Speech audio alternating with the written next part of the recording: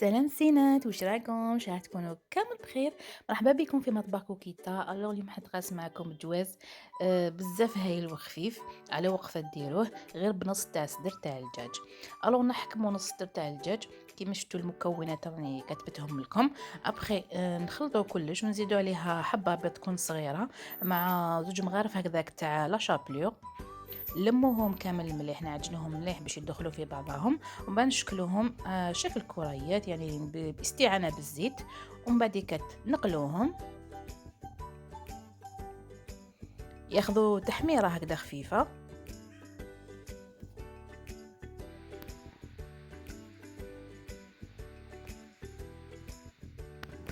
بعد ما نحوهم بعد ما يطيبوا نحوهم.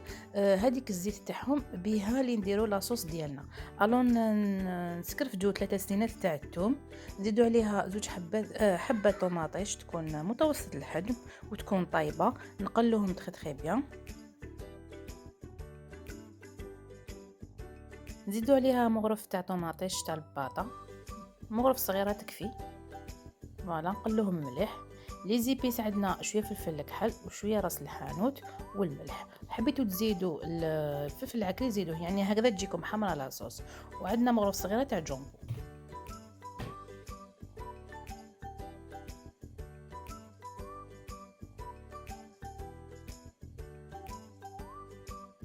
وزدت لها كمشه تاع حميصه والملح بيان سور ومعدنوس.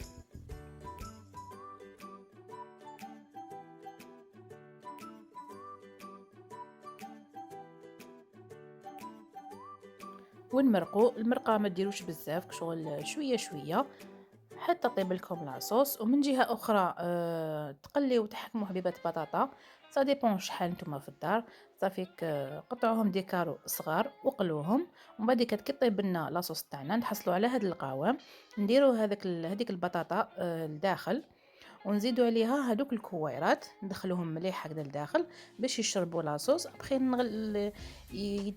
كيف يقولوا تتغلى غليه هكذا خفيفه وطفوا لهم. اللي تحبها تجي ناشفه هكذا تجي سواسوا. اللي تحبها شويه تجيك شغل مايها مع التغماس، تزيد تخليك شو ما تخليش المرقه تنشف بيا. فوالا هذا هو الجواز تاعنا تاع اليوم. ان شاء الله يكون نال اعجابكم. الى فيديو اخر كالعاده، الى اللقاء.